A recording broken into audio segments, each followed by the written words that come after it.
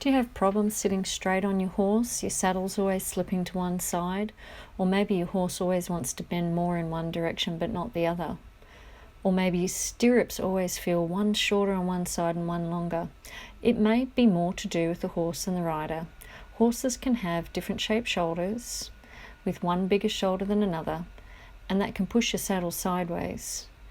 They can also have one hip higher than another, and that kind of asymmetry means it's really impossible to sit straight, as one hip will always rotate higher than the other, pushing the rider off to one side.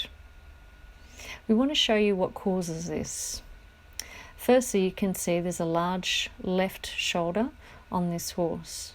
That moves the saddle to the offside at the cantle, and it creates pressure on his spine on the left-hand side and under the cantle, causing him pain and the muscle to contract.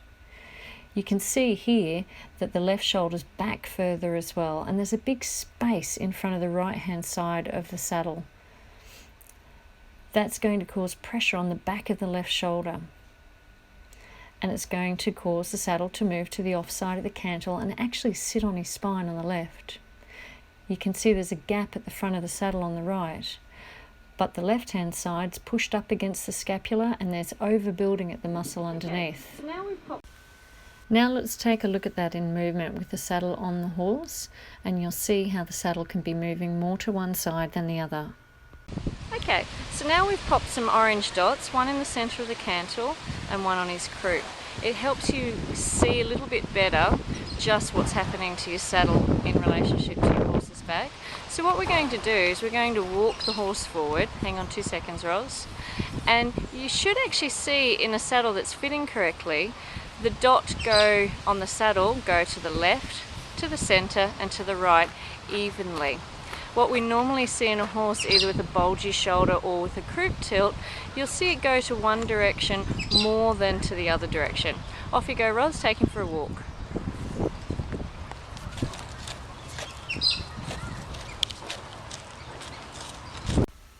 You can see in the still photo just how much that saddle's moved to the offside, causing the near side panel to actually sit up against the spinous processes on the left-hand side.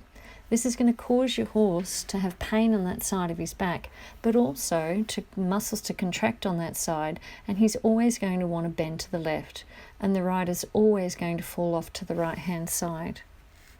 Long term, this can not only cause problems for your horse's musculature, causing muscle atrophy, but it will also make the rider sit off centre all the time, making them start to sit crooked, and sometimes it can cause problems like scoliosis and even pain in the rider in their back and their hip. So it's a problem that needs addressing. Here's a checklist for you to help you identify some of the signs of asymmetry in your horse. Make sure your horse is standing square on flat ground and check for both the shoulders and the hindquarter symmetry. You can put your saddle on board as well, maybe use 2 dots and walk the horse away to see if your saddle's sitting straight without a rider, and then check again with a rider. We hope this helps you understand a little bit more about how asymmetry can correct the biomechanics of your horse and rider, and know when to go and get it looked at.